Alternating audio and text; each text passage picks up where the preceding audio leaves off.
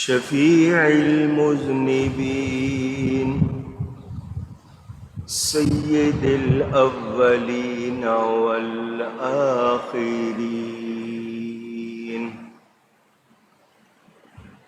سيدنا ومولانا محمد رسول رب العالمين وعلى آله وصحبه أجمعين. أما بعد فأعوذ بالله من الشيطان الرجيم. بسم الله الرحمن الرحيم.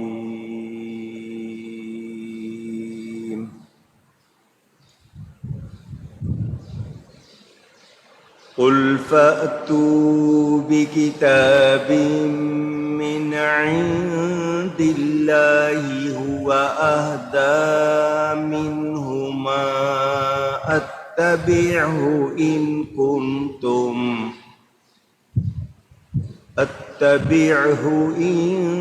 كنتم صادقين.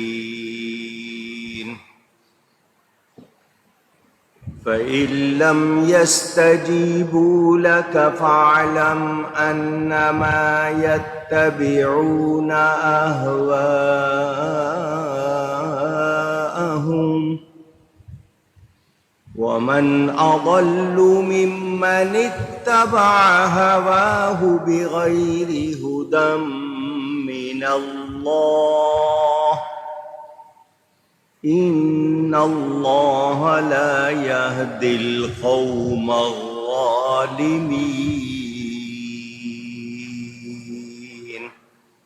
صدق الله العلي العظيم. محبت کے ساتھ ایک مرتبہ درود شریف پڑھ لیجیے. اللهم صل على سيدنا ومولانا محمد معدن الجود والكرم وآله وصحبه وبارك وسلم. الصلاة والسلام عليك يا رسول الله. الصلاة والسلام عليك يا حبيب الله. الصلاة والسلام عليك يا رحمة للعالمين وعلى آلك وأصحابك يا شفيع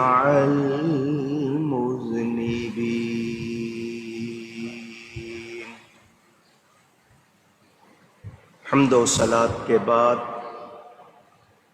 قرآن کریم کی سورۃ القصص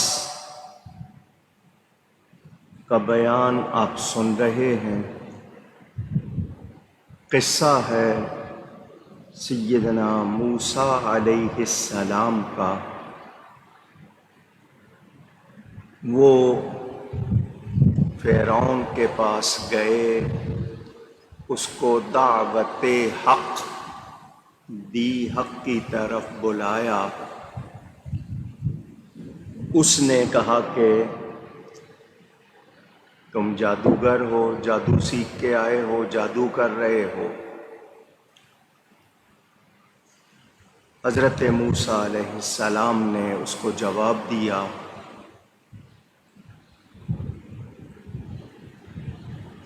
کہ اگر تم میری باتوں کو، معجزات کو غلط سمجھ رہے ہو تو وہ کتاب لے آؤ جو اس سے زیادہ ہدایت کی کتاب ہو. اگر تم سچے ہو تو لاؤ، پھر میں بھی اس کی پیروی کروں گا. اللہ فرماتا ہے پھر اگر وہ یہ تمہارا فرمانا قبول نہ کریں تو جان لو کہ وہ اپنی خواہشات کے غلام بنے ہوئے ہیں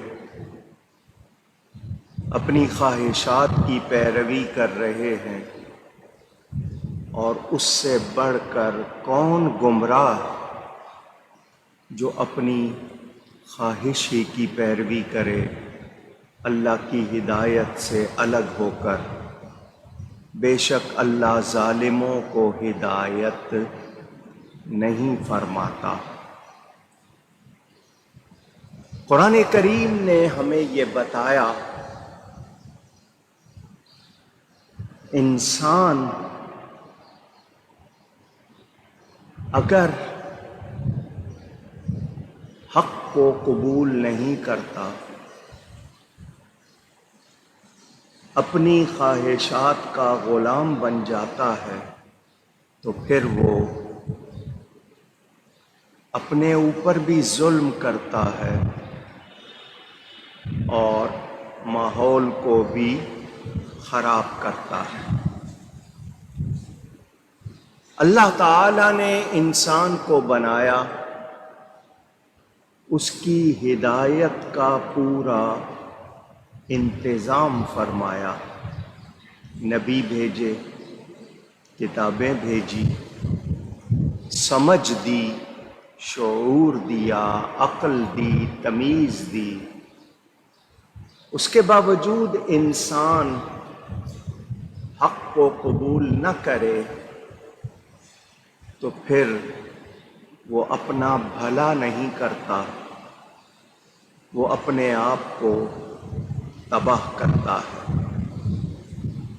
آج بھی سمجھدار کس کو کہتے ہیں؟ جو صحیح طریقہ اپنائے، صحیح راستے پر چلے۔ جو راستے سے ہٹ جائے آپ اسے کہتے ہیں کہ یہ اب تباہی کی طرف جا رہا ہے۔ دین اللہ تعالی کی طرف سے ہمارے لیے بھلائی ہے، رہنمائی ہے، ہماری کامیابی ہے۔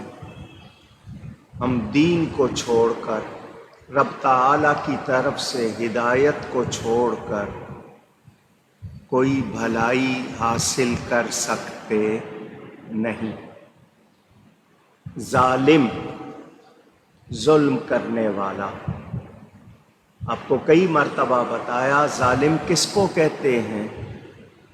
جو صحیح کو غلط کہے، غلط کو صحیح کہے، کرے کوئی اور نام کسی اور کا لگائے، حکم کسی کے بارے میں ہے لگا کسی اور پر دے، آیت اتری کافروں کے بارے میں، بتوں کے بارے میں، مشرکوں کے بارے میں، اس کو لگا دے مسلمانوں پر، تو یہ کیا ہے؟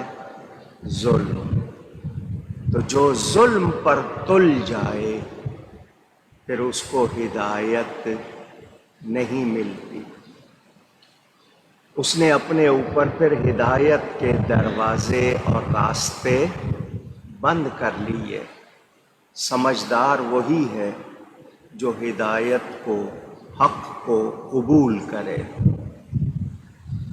اللہ تعالیٰ ارشاد فرماتا ہے وَلَقَدْ وَصَّلْنَا لَهُمُ الْقَوْلَ لَعَلَّهُمْ يَتَذَكَّرُونَ۔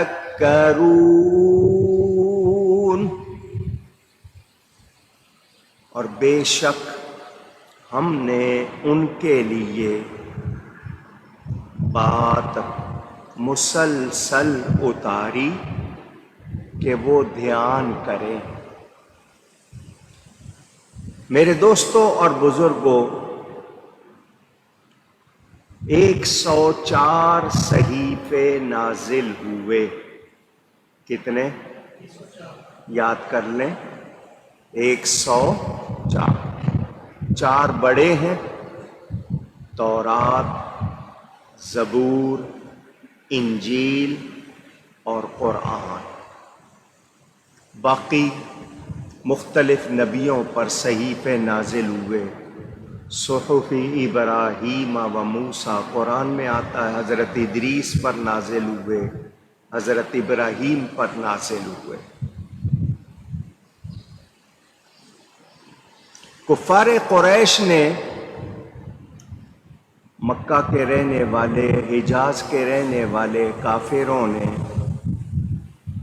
جو قریشی تھے، انہوں نے مدینہ منورہ کے علماء سے، جو یہود تھے، حضور صلی اللہ علیہ وسلم کے بارے میں پوچھا کہ اے یہودی علماء، بتاؤ کہ ان کی خبر تورات میں ہے نبی آخر الزمان کی؟ تو یہودی علماء نے بتایا کہ ہاں۔ تو کافر اتنے ڈھیٹ تھے کہ انہوں نے کہا نہ ہم تورات کو مانتے ہیں نہ ہم قرآن کو مانتے ہیں۔ یہ اسی طرف اشارہ ہے کہ وہ لوگ ظلم پر تل گئے اور انہوں نے حق کو نہیں مانا۔ اصلی تورات، انگلش والے تورا کہتے ہیں، انجیل کو بائبل کہتے ہیں، اصلی حالت میں موجود نہیں۔ اگر اصلی تورات آج بھی ملے اصلی، تو وہ بھی ہدایت، مگر محرف یعنی اس کو تبدیل کر دیا گیا۔ صرف قرآن وہ کتاب ہے جس کے لیے اللہ نے خود فرمایا کہ ہم نے اس کو نازل کیا ہے، اس کی حفاظت بھی ہم کریں گے۔ اس لیے قرآن کو نہیں بدلا جا سکا۔ پہلی کتابوں میں لوگوں نے تبدیلیاں کر دی۔ آج تورات، انجیل، زبور اپنی اصلی حالت میں موجود نہیں۔ تورات میں بھی میرے نبی پاک صلی اللہ علیہ وسلم کا ذکر، انجیل میں بھی، لیکن انہوں نے ماننے سے انکار کر دیا۔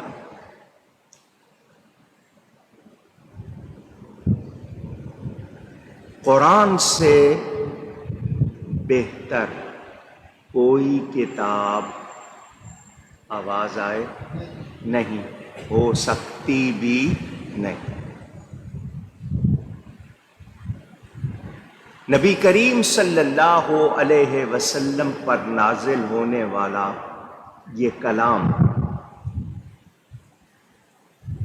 اللہ تعالی کی طرف سے ہے۔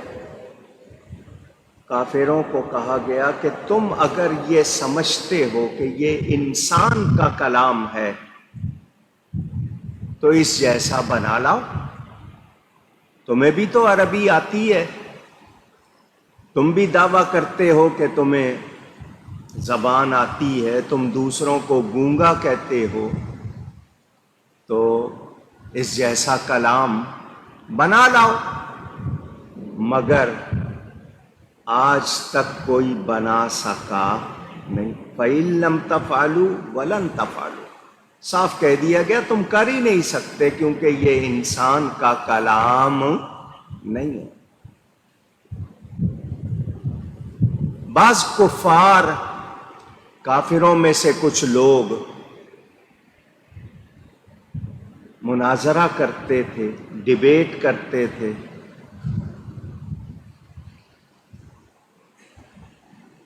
شرطیں لگاتے تھے، طرح طرح سے مسلمانوں پر یلغار کرتے تھے، مگر قرآن کے سامنے وہ بے بس رہے۔ انہوں نے بھی جان لیا کہ ہم اس کا مقابلہ کر سکتے نہیں۔ اللہ تعالیٰ نے فرما دیا یہ حق کو چھوڑ کر اپنی خواہشوں کے پیچھے پڑے ہوئے ہیں۔ یہ لوگ خواہشات نفس، سیلف ڈیزائر، جو ان کے اندر باتیں آتی ہیں بس اس کو مانتے ہیں، یہ حق کو نہیں مانتے، جس کو ہمارے ہاں اردو میں کہتے ہیں من مانی کرنا، کہ جو جی میں آیا بس وہی کرنا ہے، جو مجھے سمجھ آ رہا ہے بس وہی ٹھیک ہے۔ میرے دوستوں اور بزرگوں، آج بھی قرآن کو کوئی توجہ سے پڑھے، اس کو سمجھ آ جاتی ہے کہ یہ کتاب حق ہے۔ کتنے ہیں ایسے جنہوں نے پڑھا اور ایمان لے آئے؟ کیونکہ یہ قرآن ہدایت ہے، رحمت ہے، شفا ہے، نور ہے۔ خواہشات کے حوالے سے ایک دو باتیں آپ کے سامنے کر دوں۔ خواہش، ڈیزائرز، آپ کے اندر خواہشات ہوتی ہیں اور ہوں گی، آپ خواہشات سے خالی نہیں ہو سکتے۔ میرے اس طرح کے جناب انتظام ہو جائیں، ایسا گھر ہو جائے، ایسا کاروبار ہو جائے، یہ ہو جائے، وہ ہو جائے، یہ خواہشات۔ خواہشات پر کنٹرول کرنا، خواہشات کو قابو میں رکھنا، یہ آپ کا کمال ہے۔ غلط خواہش آ گئی، اس کے لیے آپ نے غلط راستے اختیار کر لیے، تو پھر آپ بھلائی کو چھوڑ کر تباہی کی طرف چلے گئے۔ ایک انسان محنت کرتا ہے، مزدوری، نوکری، تجارت کرتا ہے، حلال کمائی کرتا ہے، اس کو اطمینان ہوتا ہے۔ جو غلط راستہ اختیار کرے اس کا دل مطمئن نہیں ہوتا۔ اگر ضمیر زندہ ہے، وہ اندر سے اس کو ملامت کرتا ہے، کیا کر رہا ہے یہ غلط۔ پھر ایک وقت آتا ہے ضمیر خاموش ہو جاتا ہے، کیونکہ اس کو آپ نے حرام کا، غلط کا ایسا عادی بنا دیا کہ اب آپ کو حق سننا بھی پسند نہیں۔ ہمارے معاشرے میں لوگ کہتے ہیں نوجوان، نئی نئی جوانی آئی ہے، یہ اپنی منمانی کرتے ہیں، ذرا سمجھ آ جائے گی تو ٹھیک ہو جائیں گے۔ مگر جس کو سمجھ آ گئی اور وہ بھی ٹھیک نہیں ہوا، تو پھر مجھے بتائیں اس کی سمجھ کس کام کی؟ اگر اس نے اپنا بھلا نہیں سوچا۔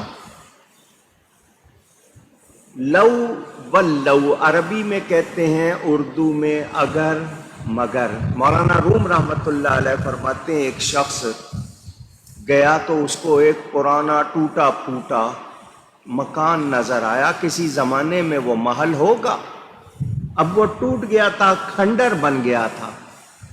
وہ کہنے لگا یہاں اگر پلر ہوتا، ستون ہوتا، اگر یہاں کھڑکی ہوتی، اگر یہاں چھت ہوتی، اگر یہاں، تو یہ جو اگر کا سلسلہ ہے یہ ختم نہیں ہوتا۔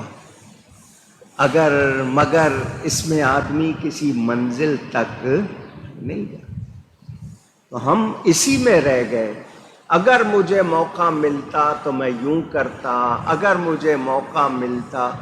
اب جو لوگ مر گئے، نمازیں نہیں پڑھتے تھے، قرآن نہیں پڑھتے تھے، سیدھے راستے پہ نہیں چلتے تھے، وہ خواہش کر رہے ہوں گے ہمیں دوبارہ زندگی مل جائے تو ہم جائیں، ہم نمازی بنیں گے، ہم نیک بنیں گے۔ تو جن کو ملی ہوئی ہے وہ کیوں نہیں بنتے؟ وہ کیوں ضائع کر رہے ہیں؟ تو یہ اگر مگر سے انسان، آپ کے ہاں اف اور بٹ انگلش میں کہتے ہیں، لو واللو عربی میں کہتے ہیں، اگر مگر آپ لوگ اردو میں کہتے ہیں، تو اس سے انسان کئی منزل پا سکتا نہیں، کامیاب نہیں ہو سکتا۔ اللہ نے انسان کو قوت ارادی دی ہے، ارادے کی قوت، ارادہ کرے پہاڑ چڑھ جاتا ہے، ارادہ کرے سب کچھ کر لیتا ہے۔ تو نیکی کا ارادہ کرتے ہوئے کیوں دشواری ہوتی ہے، کیوں پریشانی ہوتی ہے؟ تو کامیاب کون ہیں؟ جو حق کے راستے پر چلنے کے لیے محنت کریں۔ جب وہ محنت کرتے ہیں اللہ کی طرف سے ان کی مدد ہوتی ہے اور انہیں کامیابی ملتی ہے۔ مجھے یہ بتائیں، فرعون اپنے آپ کو خدا کہہ رہا ہے، مال ہے، دولت ہے، لوگوں پر ظلم کر رہا ہے، آج بھی اس کا نام قرآن میں بھی ہے، لیا جا رہا ہے، کوئی بھلائی سے یاد کرتا ہے؟ پوچھ رہا ہوں، نہیں۔ بنی اسرائیل اس پر کتنے انعام ہوئے، انہوں نے ناشکری کی، آج کیا ان کے لیے کوئی بھلائی رہ گئی؟ نہیں۔ مسلمان کہلانے والے مسلمان کہلا کر بھی حق کے پابند نہ بنے، حق کا راستہ اختیار نہ کریں، تو کیا یہ بھی کوئی خیر پائیں گے؟ نہیں۔ بس یہی بات مجھے اور آپ کو سمجھنی ہے کہ خواہشات ہوتی ہیں، مگر کہتے ہیں نا اتنی چادر، اتنے پاؤں پھیلاؤ جتنی چادر ہے۔ چادر سے بڑھ کر پاؤں پھیلاؤ گے تو باہر نکل جائیں گے، اور پھر کیا ہوگا؟ وہ پرانی کہاوت ہے، روپے کے لالچ میں چونی سے بھی گئے۔ حالانکہ اب چونی نہیں رہی، مگر کہاوت تو ہے کہ روپے کے لالچ میں چونی سے بھی گئے۔ تو انسان اپنی خواہشات پر قابو پائے، ان کی تہذیب کرے، غلط خواہشات سے بچے، یہ نہیں کہ خواہشات کے بہاؤ میں بہہ جائے۔ خواہشات ہوتی ہیں مگر اچھی ہو سکتی ہے۔ ایک انسان کا دل چاہے میں کاروبار کروں، میں تجارت کروں، میں زیادہ کماؤں، میں لوگوں کے کام آؤں، اپنے لیے بھی، اپنی اولاد کے لیے بھی، رشتہ داروں کے لیے بھی، دوسروں کے لیے بھی اچھا بنوں، ان کی مدد کروں، اور ایک صرف یہ ہے کہ جی جائز ملے ناجائز ملے بس جوڑتا رہوں، وہ پیچھے ہی چھوڑ کے جائے گا، آگے سارا وبال لے کر جائے گا۔ کیا کیا؟ اچھا کتنا کھا لے گا؟ جتنا پیٹ ہے اس سے زیادہ کھا سکتا نہیں۔ تو انسان یہ ہوس میں، لالچ میں، گریڈ میں تباہ ہوتا ہے۔ تو خواہشات کا ہونا بری بات نہیں ہے، خواہشات کی تہذیب کرنا، صحیح ہونا، اچھی ہونا۔ اب ایک شخص کی خواہش ہے کہ میں جنت میں جاؤں، وہ اس کے لیے محنت کرے۔ ایک شخص کی خواہش ہے کہ میں اپنی ذات کو اپنے لیے بھی دوسروں کے لیے بھی فائدہ مند بناؤں، وہ اس کے لیے کرے کام۔ لیکن خواہشات یہ ہیں کہ نہیں جی بس مجھے ملے، دوسرے کی مجھے پرواہ نہیں، تو پھر ایسے شخص کے لیے کوئی خیر نہیں ہوتی۔ ہمارے سامنے مثالیں موجود ہیں لوگوں کے کردار۔ اگر ہم صرف 1400 برس کی تاریخ ہی پڑھ لیں اور صرف مسلمانوں کی پڑھ لیں، بہترین کردار موجود ہیں۔ کتنے لوگ تھے، کیسے لوگ تھے۔ رہی بات دولت کی تو قارون کے پاس بھی خزانہ تھا، حضرت عثمان کے پاس بھی خزانہ تھا۔ ایک نے اپنے آپ کو تباہ کر لیا، ایک نے اسی سے جنت خرید لی۔ تو اگر انسان صحیح کمائی کرے وہ اس کے لیے اچھی ہے، تجارت کرنا صحیح، اچھی تجارت کرنا، امانت، صداقت، دیانت کے ساتھ، کل قیامت کے دن شہیدوں کے ساتھ ہوگا، صدیقوں کے ساتھ ہوگا۔ اور اگر غلط کرے گا تو آگ ہی جمع کرے گا، اپنے لیے بھی، اور جو پیچھے چھوڑ جائے گا وہ دوسروں کے لیے۔ تو اللہ تعالیٰ فرما رہا ہے خواہشات کی پیروی کرنے والے وہ گمراہ ہوتے ہیں۔ جو حق کو چھوڑ دیں، حق کو چھوڑ کر خواہشات کی پیروی کریں، وہ کبھی کامیاب نہیں ہوتے، منزل نہیں ملتی، وہ گمراہ ہوتے ہیں۔ گمراہ کا مطلب جنہوں نے صحیح راہ چھوڑ دی، غلط راہ پہ چلے گئے، انہوں نے گم کر دی۔ جو صحیح راہ تھی وہ اپنے آپ سے جدا کر دی، تو اب ان کے لیے کوئی خیر نہیں۔ مجھے یہ بتائیں، آج آپ یہاں بیٹھے ہوئے، جمعہ کا دن ہے، تیاری کر کے آئے نماز کے لیے، کتنے ہیں جن کو پرواہ ہی نہیں ہے جمعے کی؟ وہ اپنے کاموں میں مست ہوں گے۔ وہ اگر یہ سمجھ رہے ہیں کہ نہیں جی ہم عیش کر رہے ہیں، تو کیا وہ عیش کر رہے ہیں؟ ان کے لیے یہی سزا ہے کہ ان کو جمعہ کا شوق نہیں ہے، یہ سزا ہے۔ ایک وہ ہے جس کا مسجد میں اللہ کی یاد میں جی لگتا ہے، اور ایک وہ ہے جس کو پرواہ نہیں۔ تو جس کو پرواہ نہیں وہ سمجھ رہا نہیں جی میں مزے میں ہوں، وہ مزے میں نہیں ہے۔ یہی سزا ہے اس کے لیے کہ اس کو ادھر کا شوق نہیں۔ باقی رہی بات، مسجد میں آنے والے کتنے ہیں جو مسجد میں آ کر بھی دنیا میں دل لگائے ہوئے ہیں، ان کا دھیان دنیا میں اللہ کی طرف نہیں ہے، نماز پڑھتے ہوئے بھی دھیان ان کا اللہ کی طرف نہیں ہے۔ وہ بھی ہے کہ وہ ہیں تو مسجد میں۔ میں نے آپ کو واقعہ سنایا تھا، سچا واقعہ۔ ایک بزرگ طواف کر رہے تھے خانہ کعبہ کا، طواف کرتے ہوئے انہوں نے دیکھا 18-20 سال کا جوان لڑکا کعبے کے غلاف سے لپٹ کے رو رہا ہے، ہچکیاں بھر کے رو رہا ہے، زاروں قطار، آنسو بھی بہہ رہے ہیں، ہچکیاں بھی لے رہا ہے، رو رہا ہے۔ تو کہنے لگے کہ مجھے بڑی حیرت ہوئی، اس جوانی میں اس کو اللہ کا اتنا خوف، اللہ سے اتنی محبت۔ میں اس کی یہ کیفیت دیکھ کر متاثر ہوا۔ اللہ والے تھے، اللہ والے آنکھ والے ہوتے ہیں۔ کہتے ہیں میری نظر اس کے دل پر چلی گئی کہ دل کا کیا حال ہے، تو دیکھا تو وہ ایک لڑکی کے لیے رو رہا تھا۔ لپٹا کس سے ہوا ہے؟ غلاف کعبہ سے۔ رو کس کے لیے رہا ہے؟ لڑکی کے لیے۔ میں نے کہا ہیں؟ بظاہر دیکھیں تو لگے کہ جناب کعبے کے غلاف سے لپٹا ہوا، لوگ سمجھیں کہ بڑا نیک، اللہ کے خوف سے، اللہ کی محبت میں رو رہا ہے، لیکن حالت یہ ہے کہ دل میں کسی لڑکی کی محبت تھی، اس کو پانے کے لیے رو رہا تھا۔ میں نے کہا اللہ ہدایت دے۔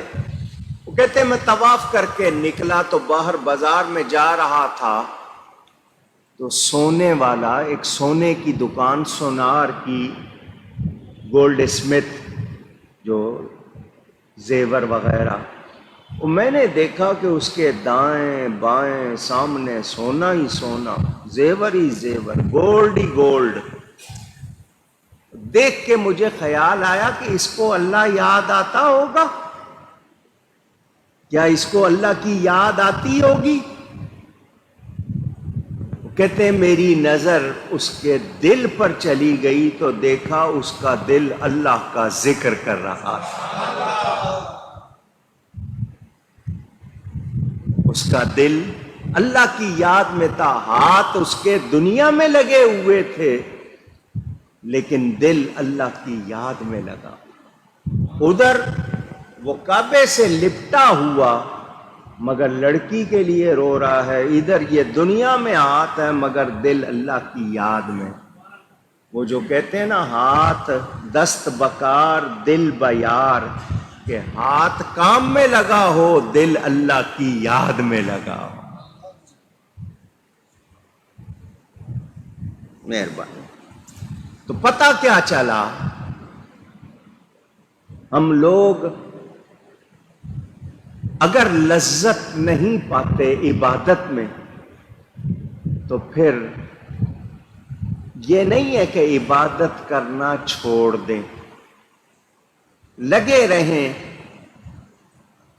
شاید کوئی لمحہ آ جائے اور ہمارے یہ ٹوٹے پھوٹے سجدے بھی کامیاب ہو جائیں، اور جو لگا رہے بالآخر۔ میں نے آپ کو بتایا تھا آگ بجھانے کے لیے پانی چاہیے، پانی صاف ہو تو بھی آگ بجھ جائے گی، پانی گدلا ہو میلا ہو تو بھی آگ بجھ۔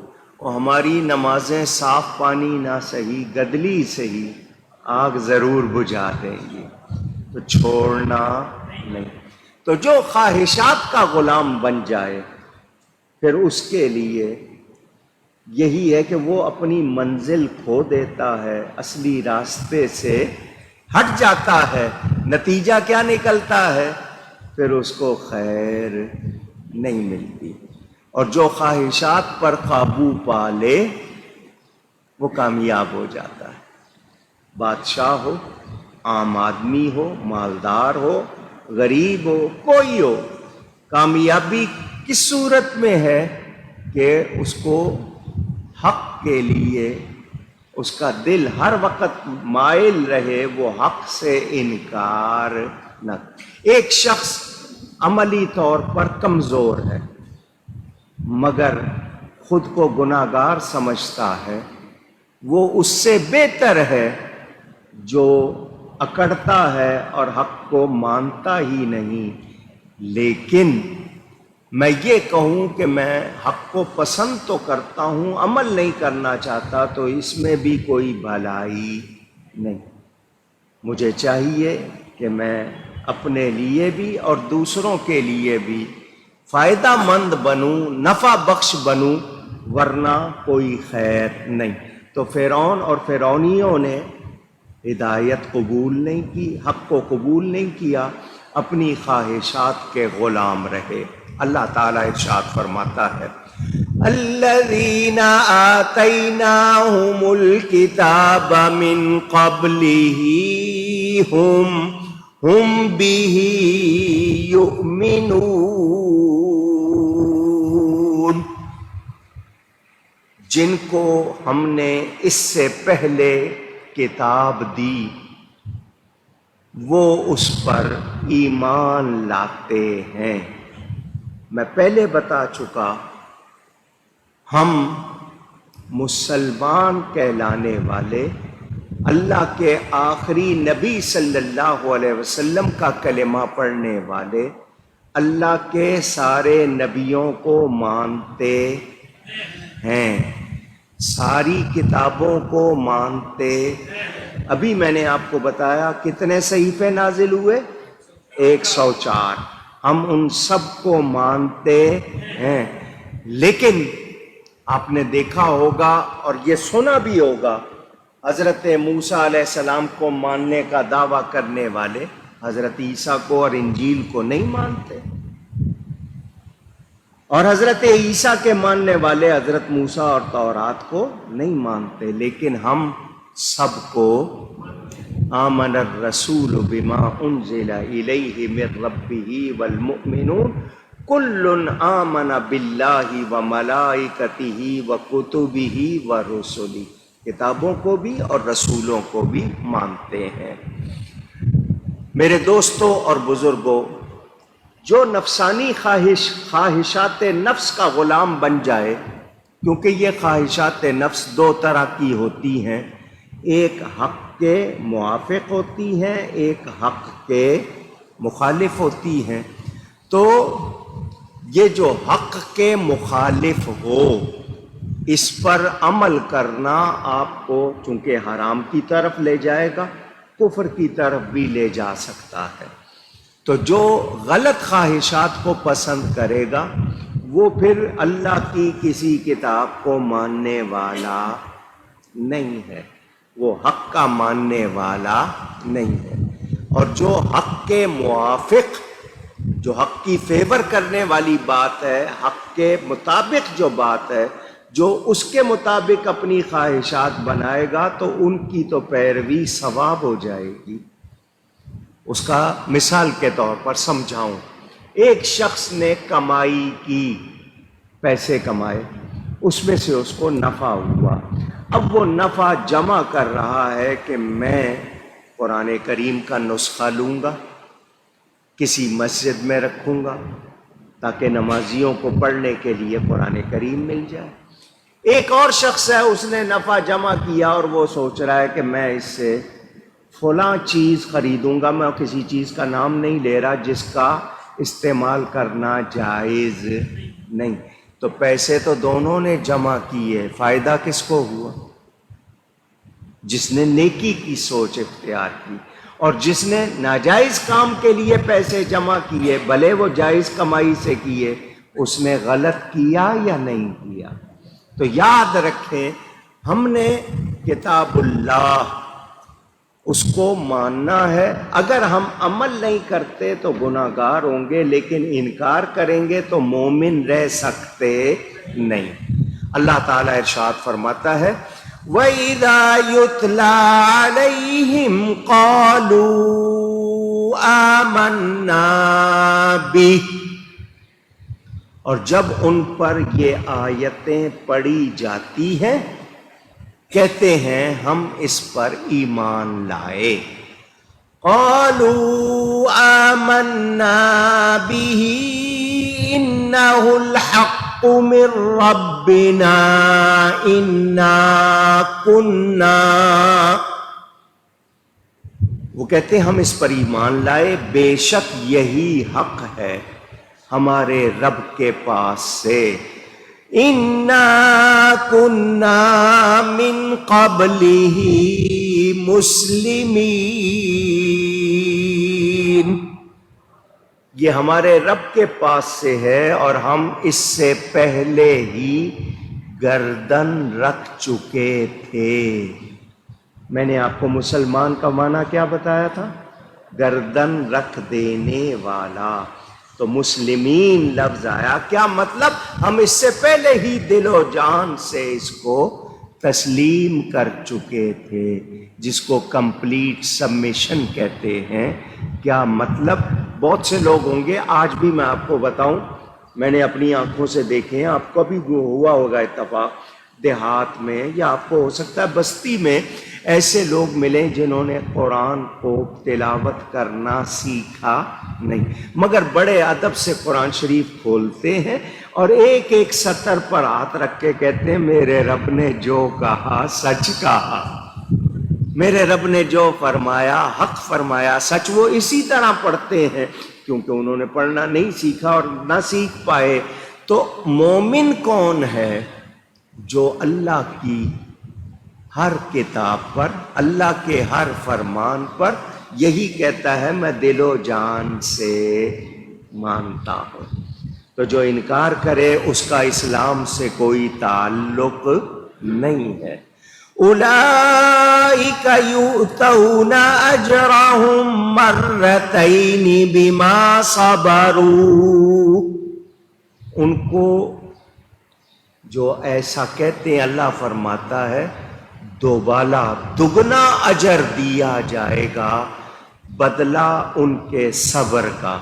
وَيَدْرَؤُونَ بِالْحَسَنَةِ السَّيِّئَةِ، اور یہ لوگ کون ہیں؟ جو بھلائی سے برائی کو ٹالتے ہیں۔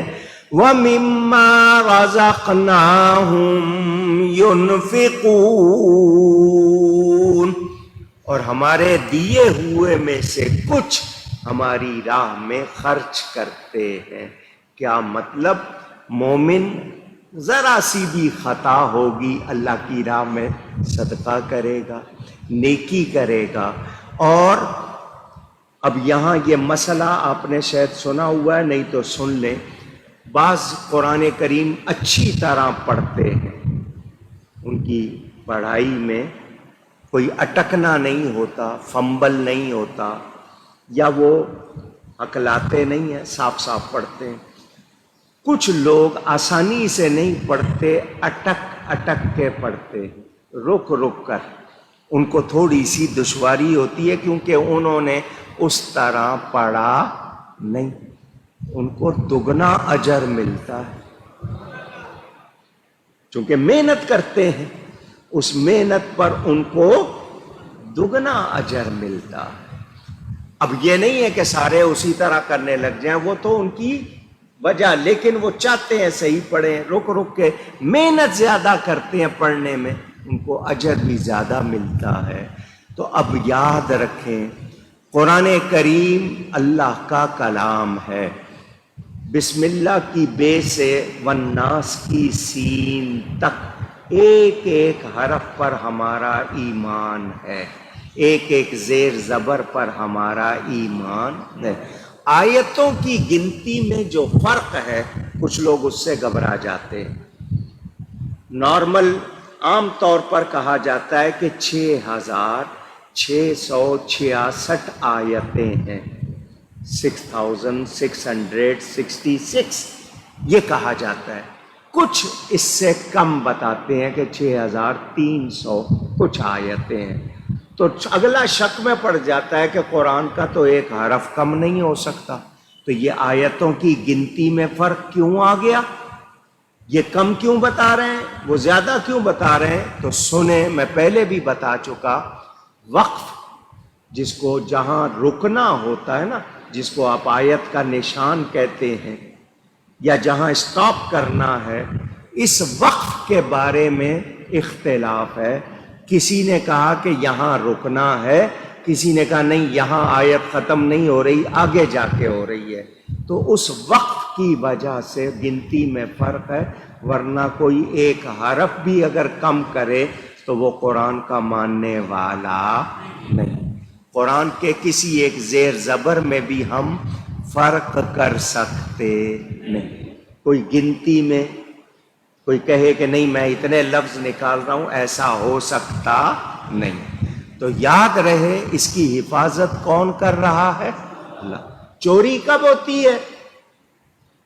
حفاظت کرنے والا سو جائے، اس کو نیند آ جائے تو چور کو موقع مل گیا کہ اس نے غفلت سے فائدہ اٹھایا، چوری کر لی۔ اونگ آ جائے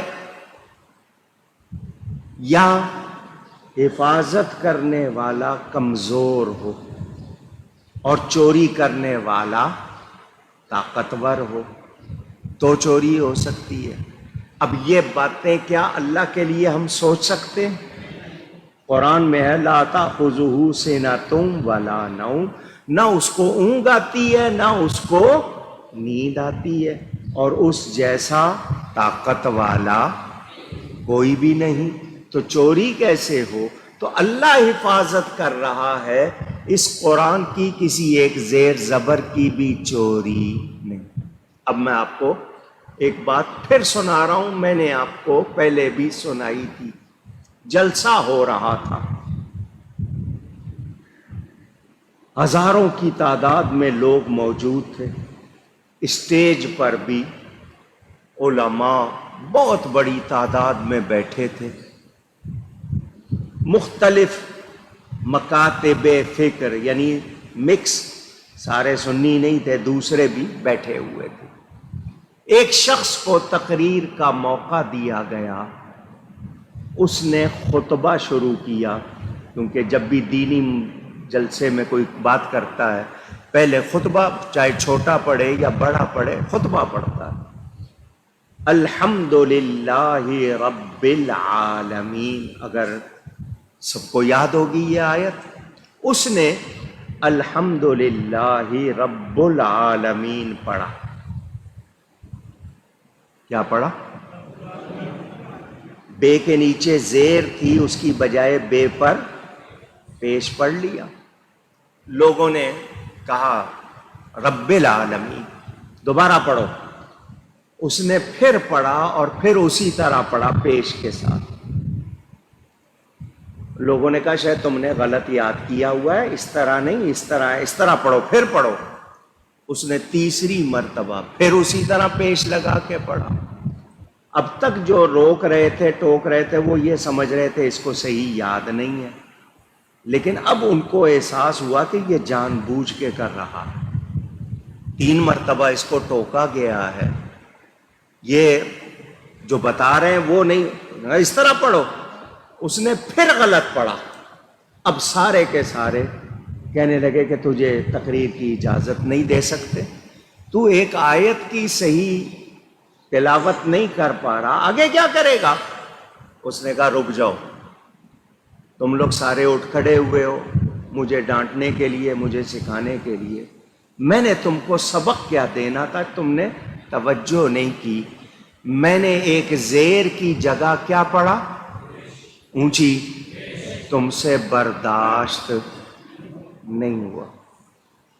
زیر پڑھنا تھا، نہیں پڑا، پیش پڑا، سارا مجمع چیخ پڑا، کیا علماء کیا عوام، سب کے سب چیخ پڑے، کسی سے برداشت نہیں ہوا، صرف ایک حرکت، ایک سائن، زیر نہیں پڑا، پیش پڑا، تم سب چیخ پڑے۔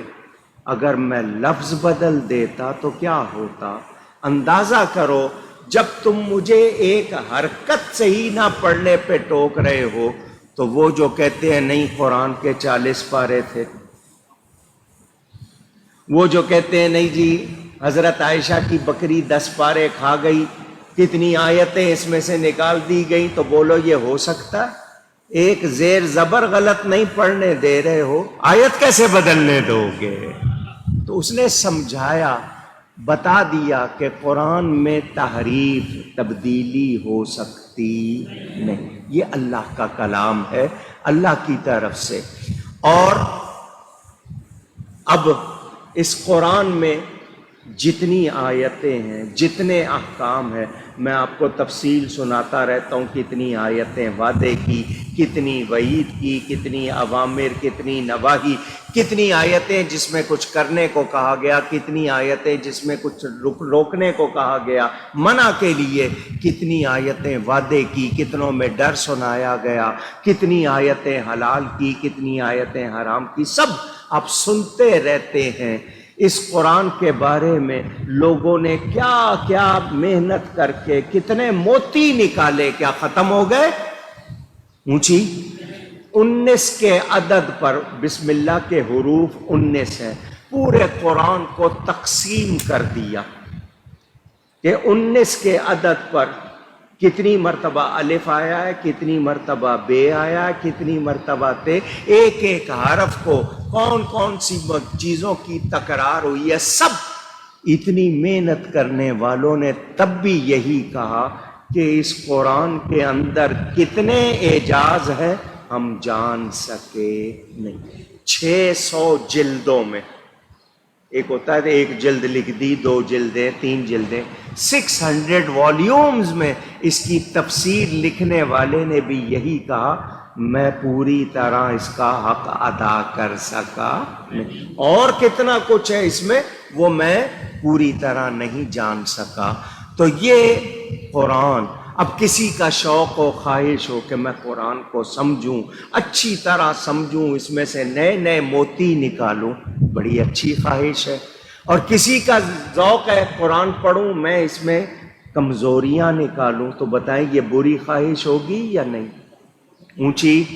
اب مسئلہ سن لو، بری نیت سے قرآن پڑھنا کفر ہے۔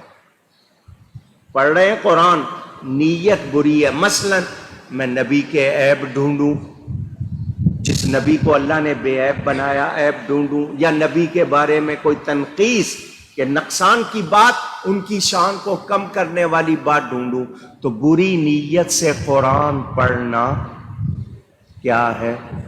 اونچی یاد کر لیں۔ سیدنا فاروق اعظم رضی اللہ تعالیٰ عنہ کے دور خلافت میں ایک منافق شخص تھا، وہ روزانہ صبح فجر کی نماز میں سورہ عبس پڑھتا تھا، عبس و تولی، یہ سورت پڑھتا تھا۔ لوگوں نے اس سے کہا کہ تو یہی سورت کیوں پڑھتا ہے؟ اس نے کہا کیا یہ قرآن نہیں ہے؟ کہا ہے قرآن، تو کیا قرآن میں صرف یہی ہے؟ اس نے کہا جی یہ قرآن ہے، میں پڑھتا ہوں۔ تھا منافق، اور کس نیت سے پڑھتا تھا؟ اس کی سوچ میں یہ تھا کہ اس صورت میں اللہ نے معاذ اللہ نبی کو ڈانٹا ہے، وہ اس سوچ کے تحت پڑھتا تھا کہ اس میں نبی کو ڈانٹ پڑی ہے معاذ اللہ، تو وہ اس سوچ سے نبی کی شان کے خلاف کر کے پڑھتا تھا۔ حضرت عمر کے پاس مقدمہ لایا گیا، حضرت عمر فاروق نے اس سے سوال کیے، اس سے پوچھا، اس نے وہی کہا جی کیا یہ قرآن نہیں ہے؟ فرمایا اس میں شک نہیں کہ یہ قرآن ہے، اور اس میں بھی شک نہیں کہ تو منافق ہے۔ اس کی گردن اڑا دی کہ تیری جو اندر سلسلہ ہے وہ باہر آ گیا، تو نے ظاہر کر دیا کہ تو ایمان والا نہیں۔ اب دوسری بات سن لے، یہ بات سن لی آپ نے، ایک صحابی دوسرے صحابی کے بارے میں حضور صلی اللہ علیہ وسلم کے پاس آئے اور کہتے ہیں یہ صرف قل ہو اللہ پڑھتا ہے، سورہ اخلاص، یہ صرف وہی پڑھتا ہے۔ حضور صلی اللہ علیہ وسلم سب کچھ جانتے ہیں اللہ کی عطا سے، فرمایا تم صرف قل ہو اللہ کیوں پڑھتے ہو؟ اس نے کہا مجھے اس سے محبت ہے، مجھے اس سے۔ فرمایا تیری یہی محبت تجھے جنت میں لے جائے گی۔ دونوں کا فرق نظر آیا، خواہش سمجھ آ گئی کہ اچھی خواہش کیا ہوتی ہے۔ اور اب ایک شخص مثال کے طور پر مناظرہ ٹھہرا، دو لوگوں میں، ایک بدعقیدہ تھا ایک سنی تھا، دونوں میں طے پا گیا کہ آئیں گے حضور صلی اللہ علیہ وسلم کے علم کی شان پر مناظرہ ہوگا۔ سنی نے کہا میں ثابت کروں گا نبی کو اللہ کی عطا سے سب کچھ معلوم ہے، دوسرے نے کہا میں ثابت کروں گا نبی کچھ نہیں جانتے، بس تھوڑا سا جانتے ہیں معاذ اللہ۔ انہوں نے کہا ٹھیک ہے ٹائم مقرر کر لو، قرآن سے بات ہوگی۔ ٹھیک ہے، ٹائم طے ہو گیا، 3 دن کے بعد یا 7 دن کے بعد جمع ہوں گے۔ 7 دن کے بعد دونوں جمع ہو گئے۔ سنی نے کہا میں ایک سوال پہلے رکھنا چاہتا ہوں لوگوں کے سامنے۔ 7 دن اس نے بھی گزارے، اس نے بھی قرآن پڑھا، 7 دن میں نے بھی قرآن پڑھا۔ میری کوشش تھی کہ ہر آیت سے میں نبی کی شان بس ڈھونڈوں، اس کی کوشش تھی کہ ہر آیت سے نبی کا معاذ اللہ عیب ڈھونڈوں۔ یہ بتاؤ وقت کس کا اچھا گزرا ہے؟ کس کی خواہش زیادہ اچھی تھی؟ پہلے اس پر فیصلہ کرو۔ تو یہ آپ کو صرف نمونے کے طور پر سمجھانے کے لیے بات کی ہے کہ ہم قرآن پڑھیں، یہ قرآن حق ہے، ہدایت ہے، سچ ہے۔ اور اس قرآن میں کیا کچھ ہے؟ حضرت فاروق اعظم کی رائے سے کتنی آیتیں اتری، جو حضرت فاروق اعظم چاہتے تھے اللہ نے ویسا ہی اتارا، یعنی وہ ایسے اللہ کے طرف سے ہدایت یافتہ کہ ان کو جو سوچ آئی وہ بھی اچھی آئی۔ تو ہمیں اچھی سوچ کب آئے گی؟ جب ہم ایمان والے ہوں گے اور اللہ سے ڈرنے والے۔ تو سب کی خواہشیں ایک جیسی نہیں۔ اب نماز پڑھ رہے، نماز پڑھتے پڑھتے آپ کی کوئی خواہش وسوسہ بن کر شروع ہو گئی، آپ اس میں لگ گئے، کہاں سے کہاں بات چلی گئی۔ حضرت عمر فاروق نماز پڑھتے ہوئے پورے جہاد کا پروگرام بنا لیتے تھے۔ ہم لوگ کیا کرتے ہیں؟ دنیا کی سوچیں۔ تو ہر ایک کا حال ایک جیسا نہیں، تو خواہشیں الگ ہیں تو احکام بھی الگ، سب کا ایک جیسا معاملہ نہیں۔ تو یہ سوچیں اچھی آنا یہ بھی انعام ہے، مہربانی ہے۔ غلط سوچیں آئیں تو جھٹک دیا کرو، لا حول پڑھ لو، اعوذ باللہ پڑھ لو، لیکن مزے لینے لگ جاؤ تو پھر تو آدمی ادھر ہی چلا جاتا ہے۔ اللہ تعالی ہم سب پر مہربانی فرمائے۔ میرے دوستوں اور بزرگوں، یہ اللہ تعالی نے کرم فرمایا۔ اب حضرت موسیٰ علیہ السلام پر اتری ہے تورات، اصلی تورات بھی ہدایت، اصلی تورات بھی، اصلی انجیل بھی، اصلی زبور بھی، مگر یہ تینوں اصلی حالت میں موجود نہیں۔ ان میں تحریف ہو گئی، تبدیلی ہو گئی، بہت سی چینجز کر دی گئیں، کیا کچھ آلٹر کر دیا، وہ اس کا بھی بیان موجود ہے۔ نبی کریم صلی اللہ علیہ وسلم کے سامنے 1-2 باتیں ایسی آئیں، لوگوں نے ایسا گناہ کیا تو حضور نے سزا بتائی۔ انہوں نے کہا جی ہمارے دین میں تو یہ نہیں۔ حضور نے کہا تم اپنے کسی پرانے عالم کو لاؤ۔ تو وہ پرانے عالم کو لائے، حضور نے اس کو قسم دی کہ تو جس کو مانتا ہے اس کی قسم سچ بولنا۔ اس نے کہا جی آپ نے قسم دے دی ہے اس لیے سچ بولوں گا، جو آپ کہہ رہے ہیں وہی سچ ہے۔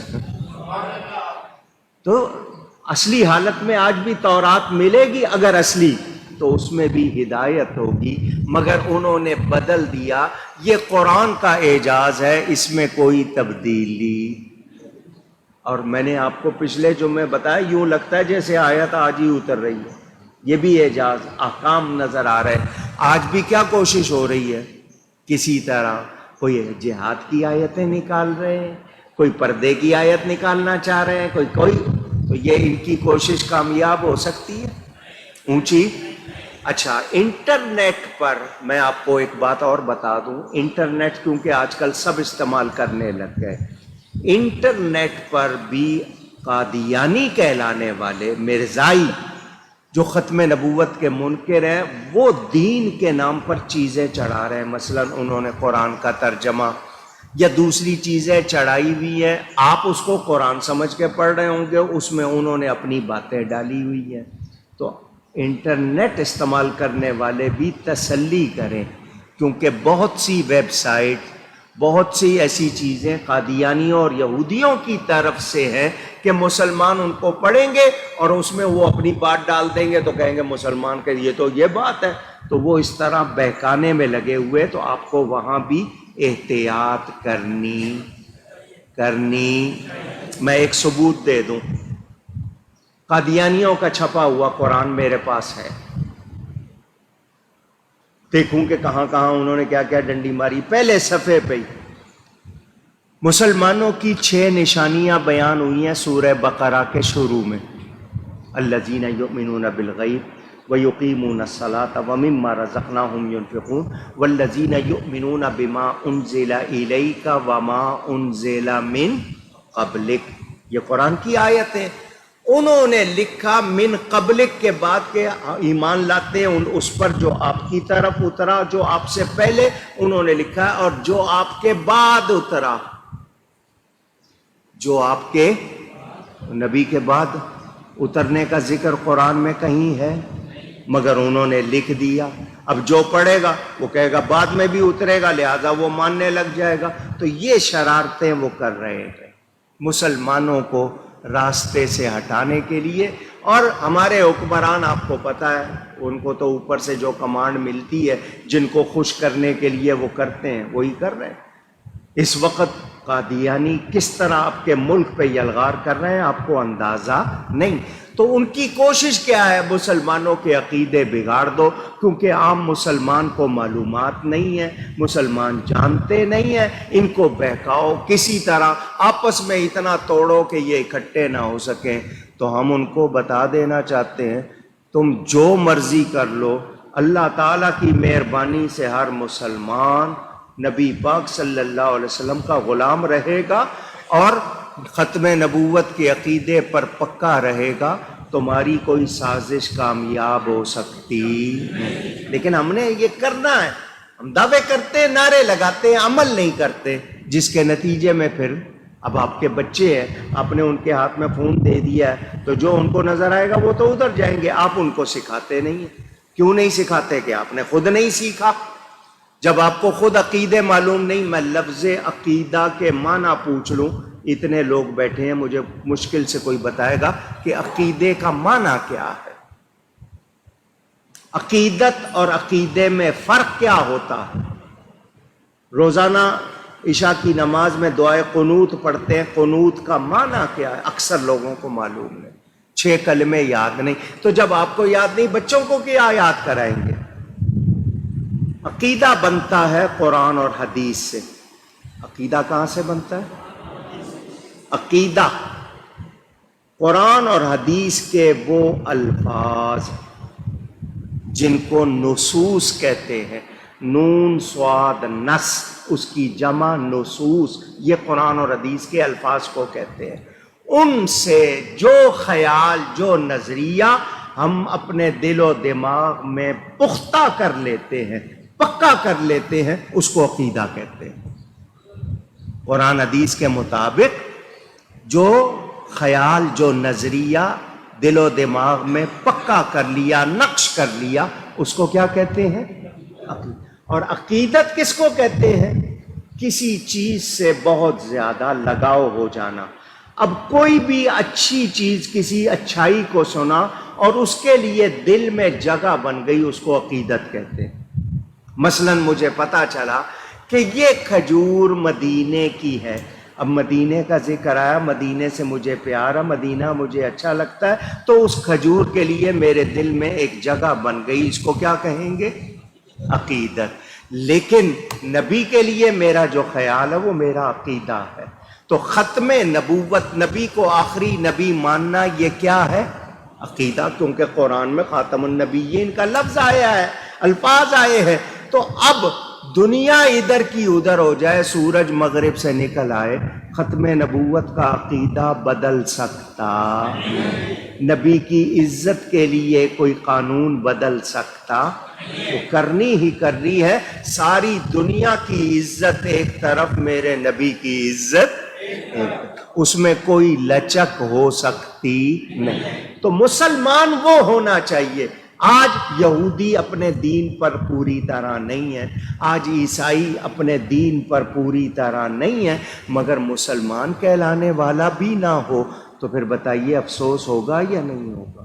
تو ہمیں سچا مسلمان بننا ہے، اپنے عقیدے یاد ہونے چاہیے، جو ضروری بنیادی عقیدے ہیں، جو ضروریات دین کے۔ کون سی ایسی بات ہے جس کے کہنے یا کرنے سے میں دین سے نکل جاؤں گا؟ وہ معلوم ہونی چاہیے تاکہ میں ایسا نہ کروں۔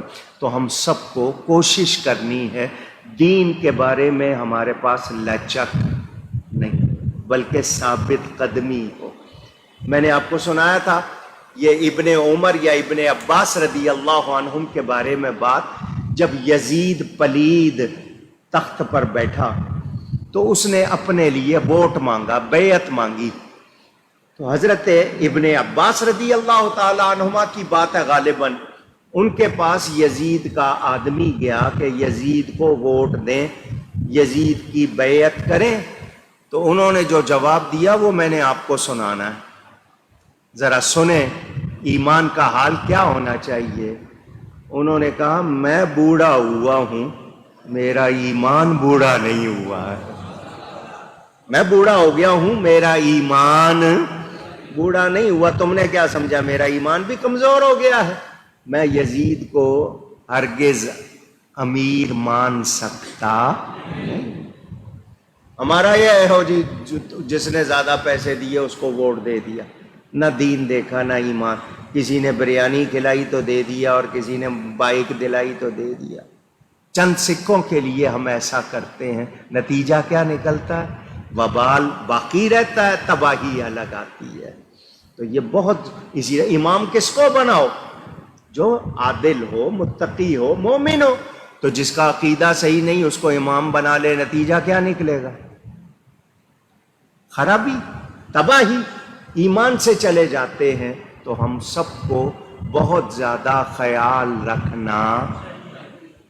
آج ہمارے پاکستان میں فوج کے خلاف کوئی بولے تو بتاؤ قانون لگے گا یا نہیں لگے گا؟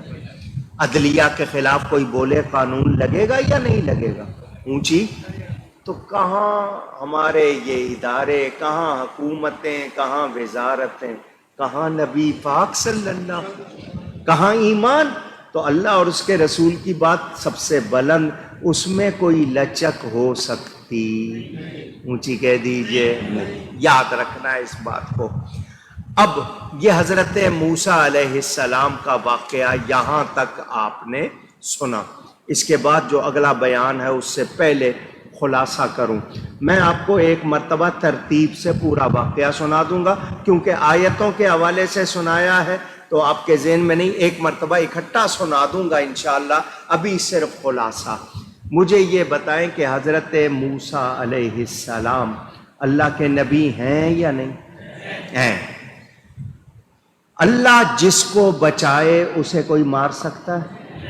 اونچی ہیر وارث شاہ، پیر وارث شاہ نے جو ہیر لکھی ہے اس میں بھی یہ شعر موجود ہے، ڈگ پین آسمان تو نہیں مردے، قائم جنہ دے رزق دیاں ٹیریاں نے۔ یعنی آسمان سے بھی کوئی گرا دیا جائے، اگر اس کا رزق دنیا میں باقی ہے وہ مرتا۔ موت زندگی کس کے ہاتھ میں؟ کس کے ہاتھ میں؟ کیونکہ اسی نے پیدا کیا ہے موت و حیات کو، الذی خلق الموت والحیات، اسی نے پیدا کیا۔ فرعون کو نجومی بتا رہے ہیں، حالانکہ خدائی کا دعویٰ کر رہا ہے، نجومی بتا رہے تیری تباہی کا سبب ایک لڑکا ہوگا بنی اسرائیل میں جو تیری سلطنت کو اور تجھے تباہ کرے گا۔ تو اگر اس کا ایمان تھا، یقین تھا، اعتبار تھا نجومیوں پر، تو پھر تو ایسا ہونا تھا۔ پھر تو ایسا تو کیا یقین کیا؟ اس نے کہا جی میں لڑکا کوئی زندہ ہی نہیں رہنے دوں گا. 70,000 لڑکا ذبح کروایا. پھر اس کے ہی بندوں نے شکایت کی جی ہمارے پاس مزدور نہیں ہے, ہمیں کام کرنے کی عادت نہیں ہے, یہ بنی اسرائیل سے ہم کام لیتے ہیں, تو ان کو قتل کروا رہا ہے, تو ہمارے کام کون کرے گا؟ پھر خدا کہلانے والے نے قانون بدلا, 1 سال پیدا ہونے والوں کو زندہ چھوڑ دو اور 1 سال پیدا ہونے والوں کو قتل کر دو. جس سال بچوں کو زندہ رہنا تھا حضرت ہارون پیدا ہوئے, جس سال بچوں کو ذبح کرنا تھا حضرت موسیٰ پیدا ہوئے. اللہ کی قدرت سمجھ آ رہی ہے یا نہیں؟ اونچی. پتہ کیا چلا؟ دنیا کے بادشاہ جو مرضی قانون بنا لے, پالیسیاں بنا لے, ہونا وہی ہے جو رب نے کرنا ہے. رب کے کرنے کو کوئی روک سکتا؟ یفعل اللہ ما یشاء, وہ جو چاہتا ہے کرتا ہے, کوئی اس کو روکنے ٹوکنے والا, اس سے پوچھنے والا اونچی نہیں. آج اب اس کو آج کے حوالے سے سوچو, مسلمانوں کے خلاف پوری دنیا جمع ہو چکی ہے یا نہیں؟ الکفر ملت واحدہ, سارے کافر مل کے ایک ہو گئے. ساری دنیا میں مسلمانوں کے خلاف سازشیں ہو رہی ہیں. وہ ہمارے نبی کے, ہمارے قرآن کے خلاف بولتے ہیں کیونکہ ان کو پتہ ہے ہم انجیل کے خلاف نہیں بولیں گے, ہم تورات کے خلاف نہیں بولیں گے, ہم حضرت موسیٰ کے خلاف نہیں بولیں گے, عیسیٰ, کیونکہ ہم ان کو بھی مانتے ہیں اور ہر نبی کی عزت ہمارا ایمان ہے. ان کو پتہ ہے وہ ہمارے نبی کے خلاف بولتے ہیں, ہمیں چھیڑتے ہیں, سازشیں کرتے ہیں, کبھی قرآن کے خلاف, کبھی نبی کے خلاف, کبھی اپنے کارٹون بنا کے ان کو نبی کی طرف لگا دیتے ہیں. جو یہ سازشیں کر رہے ہیں وہ کبھی کوئی جملہ, کبھی کوئی جملہ, کسی سے کچھ کہلوا دیا, کسی سے کچھ کہلوا دیا. مجھے یہ بتاؤ, آج ہم لوگ جو مسلمان ہیں وہ تھوڑے تھوڑے دنوں کے بعد آپ کا ٹیمپریچر, درجہ حرارت چیک کرے کہ اب مسلمانوں میں کتنی غیرت رہ گئی ہے, اب کتنی غیرت رہ گئی ہے. کیا ہم صرف امتحان دیتے رہیں گے یا ہم اتنی طاقت بن جائیں کہ ان کو مشکل ہو جائے؟ اور یہ کب ہوگا؟ جب ہم اکٹھے ہوں گے اور عمل کرنے والے. مجھے یہ ہمارے مہمان آئے بیٹھے ہیں, ابھی میں آپ سے تعارف کراؤں گا. میرا وہاں کا دوسرا سفر تھا ساؤتھ افریقہ کا. جمعے کے بعد مجھے ایک صاحب اپنے, ان کی دکان اس مسجد سے بڑی, اسٹور جو تھا نا اس مسجد کی عمارت سے بڑا, تو ان کا اسٹور تھا, سیکشن تھے, وہ وہاں لے گئے. وہاں پر کوئی یہودی فیملی آئی ہوئی تھی سودا خریدنے. انہوں نے اس دکان اسٹور کے مالک سے پوچھا یہ کون ہے؟ تو اس نے کہا کہ یہ جی ہمارے عالم ہیں. پریسٹ کا لفظ اس نے کہا, پاکستان سے آئے ہیں. اس نے کہا کیا میں ان سے بات کر سکتا ہوں؟ انہوں نے کہا جی میں پوچھ لیتا ہوں. انہوں نے کہا جی یہ یہودی ہے, بات کرنا چاہتا ہے. میں نے کہا کر لے. اس نے وہاں پر کرسی رکھی, بٹھائی, مجھ سے سوال و جواب شروع کر دیا. ساری تفصیل نہیں سنا آ رہا. اس نے مجھے کہا کہ جی آپ کا تعلق کون سے فرقے سے ہے؟ میں نے کہا فرقے کا کیا مطلب؟ اس نے یہودی کہنے لگا آپ دیوبندی ہیں, آپ وہابی ہیں, آپ شیعہ ہیں, سنی ہیں, بریلوی ہیں, کون ہے؟ یہ اس کو معلوم. کون تھا وہ؟ میں نے کہا میں سنی بریلوی ہوں. اس نے کہا اچھا ہری پگڑی والے, اس زمانے میں دعوت اسلامی والے سبز رنگ کا امامہ باندھتے, تو اس نے کہا یہ ہری پگڑی والے آپ ہی کے لوگ ہیں؟ میں نے کہا جی. کہنے لگا آپ کا ملتان میں اجتماع ہوتا ہے, میں اس کی شکل دیکھ رہا تھا کہ یہ یہودی ہے, عام آدمی اللہ جانے ان کا کون سا, اس کو اتنی معلومات ہے. اس نے کہا جی آپ کبھی اس اجتماع میں گئے؟ میں نے کہا ہاں. کہنے لگا وہاں کتنے ٹوائلٹ بنتے ہیں, استنجا خانے, میں آپ کو ان کی تعداد بتاؤں؟ یہ کون کہہ رہا ہے مجھ سے؟ آپ سوچ سکتے ہیں اس وقت میرا کیا حال ہوگا سن کے. اس نے کہا آپ کے ہاں فجر کی نماز میں کون سی مسجد ہے جو بھر جاتی ہے؟ فجر کی نماز میں کون سی مسجد ہے جو بھر جاتی ہے؟ اب میں چپ, کیونکہ ہمارے ہاں سب سے کم نمازی ہوتے ہی فجر میں چپ سن رہا تھا اس کو.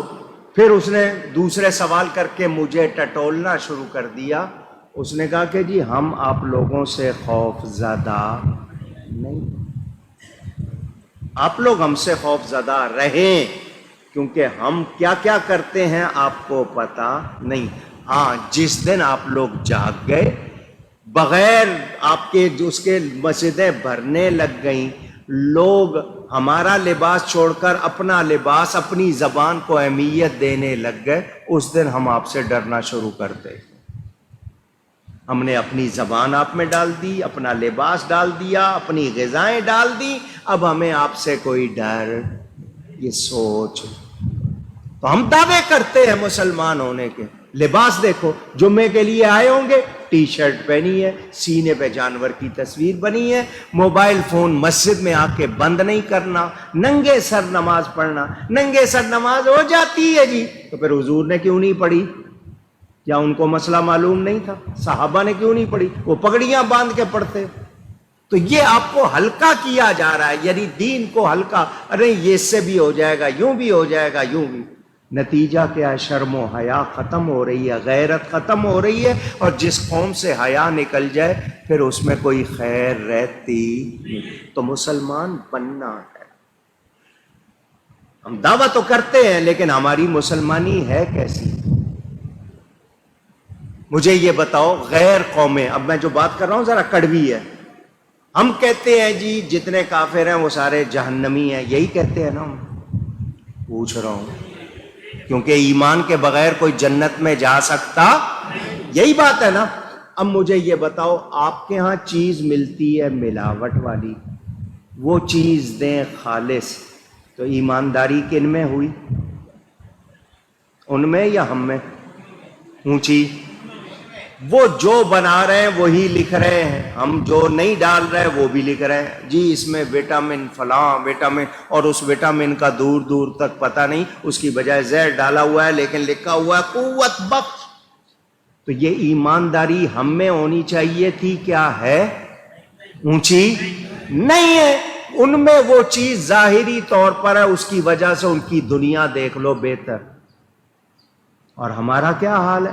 ہم ملاوٹ کر رہے، ہم دھوکہ دے رہے ہیں، تو نتیجہ کیا ہے؟ نہ ہمارے ہاں بھلائی، گھروں میں لڑائی ہے، محبتیں نہیں ہیں، برکت نہیں ہے۔ کیوں؟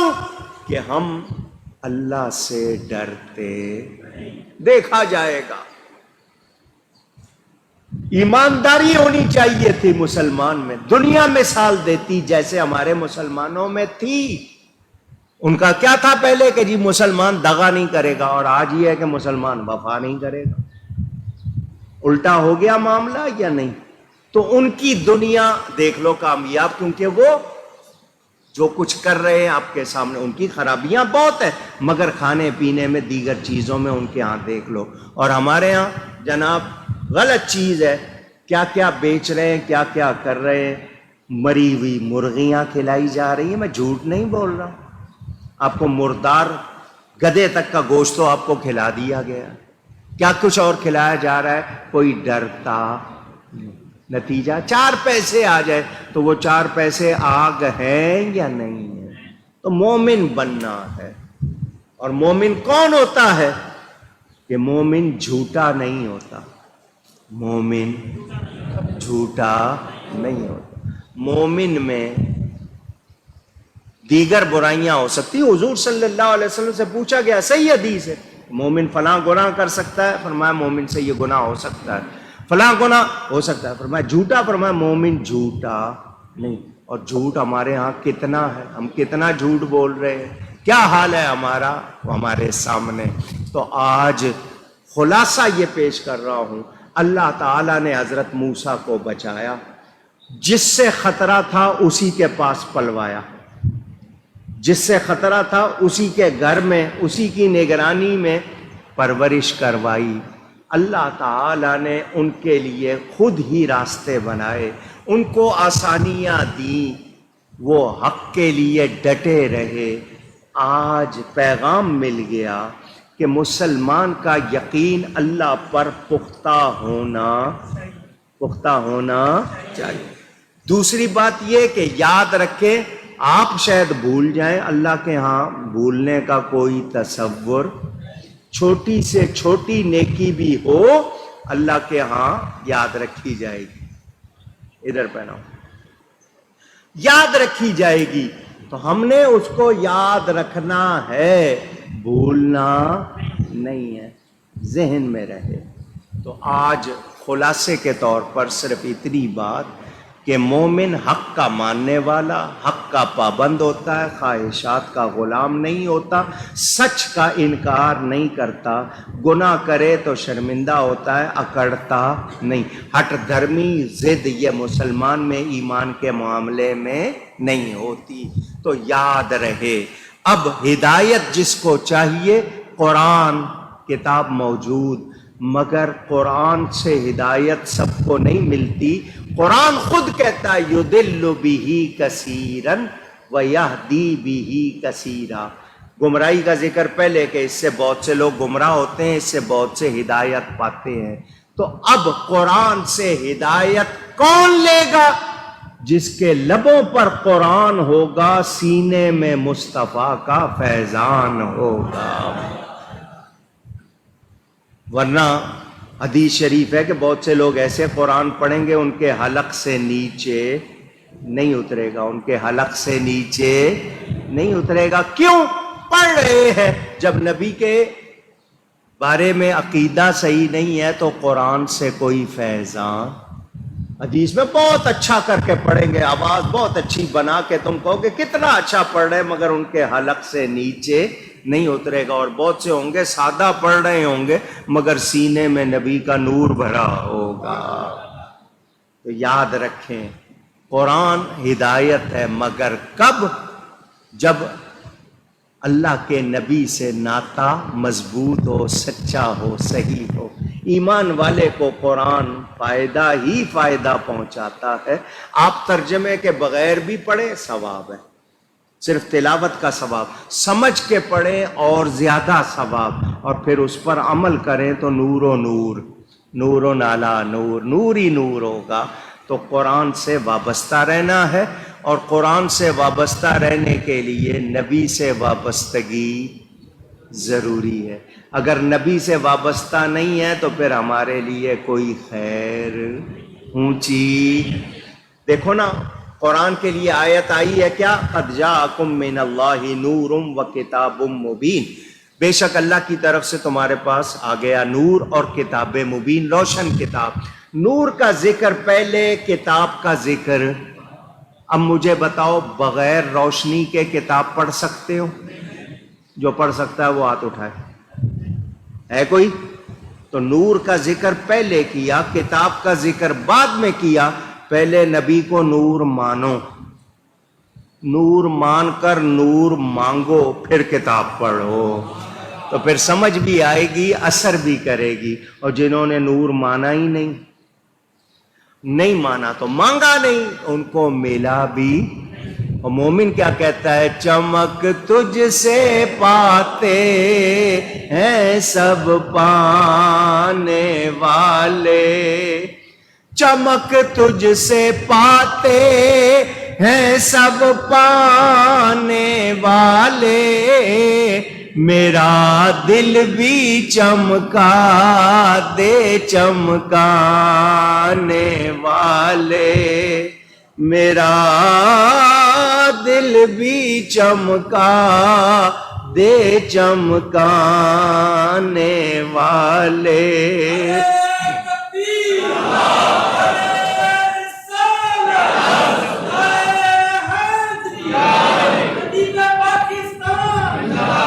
مومن ہو تو کہتا ہے میں گدا تو بادشاہ، بردے پیالہ نور کا. مانگنے کا انداز بھی پیارا. مانگ کس سے رہے ہیں؟ جس کو اللہ نے سراپا نور بنایا. میں گدا بھکاری ہوں اور چھوٹا سا پیالوں، اور آپ بادشاہ. میں گدا تو بادشاہ، بردے پیالہ نور کا. نور دن دونا تیرا دے ڈال صدقہ نور کا. کا. آپ نبی کو نور مانے, نور مان کر نبی پر اترنے والا کلام اللہ پڑھیں تو پھر آپ کے اندر بھی کیا ہوگا؟ نور ہو. اور جو مانتے ہی نہیں وہ پڑھتے ضرور ہے, اور قرآن پڑھ کر وہ ہدایت پاتے. قرآن نبی کی شان بتائے اور وہ نہ مانے تو بتائیے کیا ہدایت پائی؟ اونچی. قرآن ان کو زندہ بتا رہا ہے, قرآن ان کو رحمت بتا رہا ہے, قرآن ان کو کیا, ان کے جتنے القاب جتنی شان بیان ہوئی وہ کہہ تو رہے ہیں لیکن مان نہیں رہے, تو بتائیں پھر فائدہ ہوگا ان کو؟ نہیں. تو قرآن سے ہدایت کب ملے گی؟ جب نبی سے وابستہ ہوں گے. تو اللہ تعالیٰ کی عطا سے ہم پہلی کتابوں کو بھی مانتے ہیں, پہلے نبیوں کو بھی مانتے ہیں, اور جو حق ہے اس کا انکار کرتے نہیں. ہاں اہل حق, اب یہ سن لیں, ہم عالم بھی اس کو ہی مانتے ہیں جو قرآن حدیث کی روشنی میں بات کرے, جو قرآن حدیث سے ہٹ کر بات کرے وہ ہم مانتے. اونچی نہیں. وہ گورنر ہو, وہ صدر ہو, وہ وزیر ہو, امیر ہو, سفیر ہو, کوئی ہو, قرآن و سنت کے خلاف بات کرے گا ہم مان سکتے. ہاں قرآن و سنت کی روشنی میں بات کرو, مانیں گے. تو اللہ تعالی ہمیں حق پر ثابت قدم رکھے اور حق سے وابستہ رکھے, حق والوں کے ساتھ رکھے. گفتگو میں کوئی غلطی ہوئی ہو اللہ کی بارگاہ میں توبہ کرتا ہوں. وآخر دعوانا ان الحمد للہ رب العالمین. دو باتیں. پہلی بات یہ کہ قرآن و سنت کے مطابق اللہ تعالی اور اس کے رسول پاک صلی اللہ علیہ وسلم کے مطابق مرد و عورت کے احکام واضح ہیں, کلیئر ہیں, چھپے ہوئے نہیں ہیں, ہیڈن نہیں ہیں, کوئی ڈاؤٹ فل نہیں ہے, شبہ والے نہیں, صاف صاف بیان ہوئے. لفظ عورت عربی زبان کا لفظ ہے جس کے معنی چھپانے کی چیز. عورت کے معنی اب مجھ سے نہیں, اگر سمجھ رہے کہ میں غلط کہہ رہا ہوں آپ لغت کھول کے دیکھ لیں, گوگل پہ دبائیں, آپ کے پاس ڈکشنری ہوگی, عورت لکھیں, اس کا کہیں انگلش میننگ دے دے, وہ بتا دے گا. چھپانے کی چیز. مستورات کہتے ہیں, سطر بھی چھپانے کی چیز کو, مستورات بھی چھپانے کی.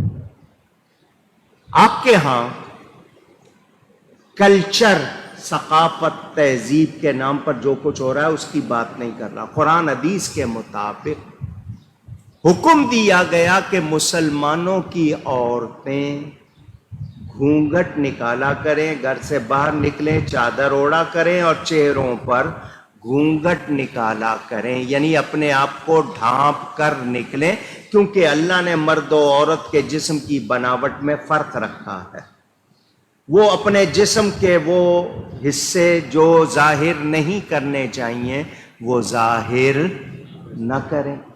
اب اگر کوئی ظاہر کر رہی ہے عورت تو کیا چاہتی ہے کہ لوگ اس کو دیکھیں, تو جو دیکھے گا وہ اچھی نظر سے دیکھے گا یا میلی نظر سے دیکھے گا؟ اونچی سیدھی سی بات, آپ نے دیر نہیں لگائی, فوراً کہی. آپ کے وزیر اعظم کہلانے والے کے منہ سے ایک جملہ نکل گیا ہے یا اس نے نکالا ہے, پہلی مرتبہ اس نے ایک اچھی بات کہہ دی ہے. 22 سال میں ایک بات اس نے اچھی کہہ دی ہے, اور وہ یہ کہہ دی ہے کہ عورت مختصر کپڑے نہ پہنے, یعنی عورت کم لباس نہ پہنے ورنہ مرد پر اثر پڑے گا. اس پر لبرلز کہلانے والوں تے شور کریں, سمجھ آتا ہے. مسلمان کہلانے والے کیوں شور کر رہے ہیں؟ کہ جو بات کی ہے وہ صحیح ہے کہ عورت اگر کم لباس پہنے گی تو بد نگاہی ہوگی, اور پھر بد نگاہی سے آگے فتنہ ہوگا. تو اگر اس نے یہ بات کہہ ہی دی ہے تو اب اس پر لازم ہے کہ وہ صرف کہے نہیں بلکہ ٹی وی, فلمیں, ڈرامے, کم از کم سرکاری ٹی وی پر بھی یہ لاگو کرے پہلے لڑکیاں دوپٹہ لیتی تھیں، کچھ ڈھانکتی تھیں، اب دوپٹہ بھی لیتی نہیں. تو اس کو چاہیے کہ صرف کہے نہیں، عمل کروائے. بے حیائی اور عریانی کے جتنے بھی رستے ہیں وہ بند کروائے. ہونا چاہیے یا نہیں؟ اچھا جی، لاک ڈاؤن ہوا، 4 پولیس والوں نے کہہ دیا دکانیں 6 بجے بند کرنی ہیں، انہوں نے 6 بجے بند کروائیں یا نہیں؟ بھلے مار کے کروائیں، جرمانہ لگا کے کروائیں یا نہیں کروائیں؟ ذرا اونچی کہہ دیجئے. کروائیں. یہی 4 پولیس والے جوئے کے اڈے بند کروا سکتے ہیں یا نہیں؟ وہ کیوں نہیں کراتے؟ غلط کام جہاں ہو رہے ہیں، فحاشی ہو رہی ہے، وہاں کیوں نہیں کرتے؟ یہ سوچنے کی بات ہے. تو ہم یہ کہتے ہیں زبانی جمع خرچ ٹھیک ہے کیا آپ نے، عمل بھی کرنا ہے. اس ملک سے بے حیائی اگر نکلے گی تو بہت سے مسئلے سیدھے ہو جائیں گے. تو بے حیائی ہمیں پسند، ہم چاہتے نہیں. تو ٹی وی کے ڈراموں سے، فلموں سے، یہ جتنے چینلز ہیں ان سے بھی فوراً بے حیائی، عریانی، ایسے کپڑے جن سے جسم صاف نظر آ رہا ہے یا جو دعوت دے رہی ہیں اپنے آپ کو، ان سب کو ختم کیا جائے. اس پر گورنمنٹ کو فوراً ایکشن لینا چاہیے. نمبر 1. نمبر 2 یہ کہ جی کہا گیا کہ جی امریکی ٹی وی کو، کسی ٹی وی کو تو انٹرویو نہیں دیا، وہ انہوں نے کسی پرائیویٹ چینل کو انٹرویو دیا ہے، کسی بڑے ٹی وی کو نہیں. ایسے ہو رہا. اب ان کا یہ کہہ رہا کہ ہم فلاں ملک کو اڈے نہیں دیں گے فلاں. اگر واقعی آپ میں غیرت ہے تو آپ ایٹامک پاور ہے، جوہری توانائی، ایٹم بم والے ہیں. آپ معذرت کے لہجے میں بات نہیں کریں، دنیا کو بتائیں کوئی ہمارے ایمان میں، ہماری جو استحکام ہے ہمارا، اس میں کوئی دخل نہ دے. آپ اس پہ پکے رہیں، پوری قوم آپ کا ساتھ دے گی. لیکن آپ نے نبی کی ناموس کے لیے نکلنے والوں کے سینوں پر گولیاں چلائی، آج تک ان کو چھوڑا بھی نہیں ہے. ان کے لیے جو آپ نے وعدے کیے وہ بھی پورے نہیں کیے. لیکن غیروں کے کام کے لیے آپ کے ہاں فوراً ایکشن لیا جاتا ہے. کہا جا رہا ہے کہ شراب کی فروخت بڑھائی جائے. میں اپنی طرف سے نہیں کہہ رہا، ٹی وی پہ اور اخبار میں آیا کہ شراب کی فروخت بڑھائی جائے تاکہ اس سے زیادہ پیسے حاصل کریں. تو کیا ریاست مدینہ میں شراب کی اجازت ہے؟ اونچی. جو ہو رہا ہے وہ آپ کے سامنے. انہوں نے غیروں کو خوش کرنا ہے. یہ باتیں کچھ کر رہے ہیں، عمل کچھ کر رہے ہیں. تو ہم یہی کہیں گے اللہ تعالی ہمیں صحیح دین پر قائم رکھے اور گمراہوں سے اور گمراہی سے بچائے، اور یہ دین میں دخل نہ دیں. اگر اللہ تعالی، اللہ کے علم میں ہے سب، اللہ تعالی ہمیں ایسے سرکش لوگوں سے، ایسے جو غیروں کے یعنی خوش کرنے والے ہیں اللہ رسول کو چھوڑ کر، ایسوں سے اللہ ہمیں نجات عطا فرمائے. مہنگائی کا جو حال ہو گیا، لوگوں کا جینا مشکل جو حال ہے، کتنے لوگ سفید پوشی بھی قائم نہیں رکھ پا رہے، تباہی پھیر دی ہے. اور اپنے عللے تللے نہیں. اگر لاک ڈاؤن تھا تو اتنے دن وزیر اور یہ اسمبلی کے ممبر تنخواہ نہ لیتے، پتہ چلتا واقعی ان کو بھی قوم سے ہمدردی ہے. ان کی تنخواہیں، ان کے خرچے اسی طرح ہیں. وزیر اعظم کہتے تھے جی نہیں جی میں سادہ، ان کے گھر کا خرچ پچھلی حکومتوں سے زیادہ نکل آیا ہے. تو آپ اگر اس طرح کریں گے تو پھر آپ پر کوئی قوم جو ہے وہ آپ سے پیار نہیں کرے گی، آپ سے بھروسہ نہیں کرے گی، آپ پر اعتبار نہیں کرے گی. آپ جو مہنگائی کر رہے ہیں، آپ کیا سمجھ رہے ہیں اس کا وبال آپ پر نہیں ہے؟ یہ 4 دن کی کرسی آپ کو شاید بڑی رنگین نظر آ رہی ہے، اس کے بعد جو آپ کے لیے وہ ذرا سوچئے گا. حضرت عمر جیسا شخص، 44 ملکوں کا فاتح، وہ کیا کہا کرتے تھے، رویا کرتے تھے. حضرت عمر کا یہ حوالہ ملتا ہے، کاش میں چیونٹی ہوتا، کسی کے پاؤں کے نیچے آ کے کچلا جاتا، مجھ پر اتنی ذمہ داری نہ ہوتی. وہ ڈرنے والے اللہ سے. اور آج ہم پتہ نہیں کیا سمجھنے لگ گئے سیاہ و سفید کے مالک. تو یہ ملک دین کے نام پر بنا، یہاں دین میں مداخلت جو بھی کرے گا وہ ذلیل ہوگا، رسوا ہوگا، برباد ہوگا، اس کو کوئی کامیابی نہیں. تو آپ نے اپنے عمل سے اس کو ثابت کرنا ہے اور جاگتے رہنا ہے تاکہ ان کی جو غلط کاروائیاں ہیں وہ سامنے آئیں.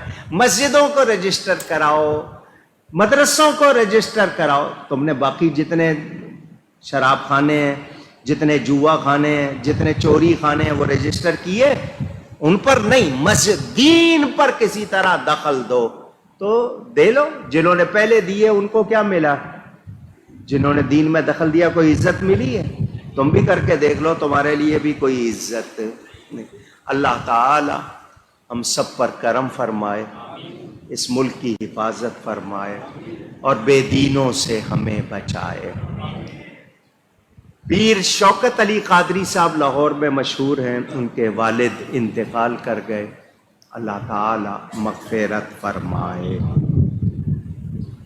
میری والدہ محترمہ کے پھوپھی زاد بھائی تھے حافظ سردار محمد صاحب، ان کے بیٹے محمد افضل لاہور میں انتقال کر گئے.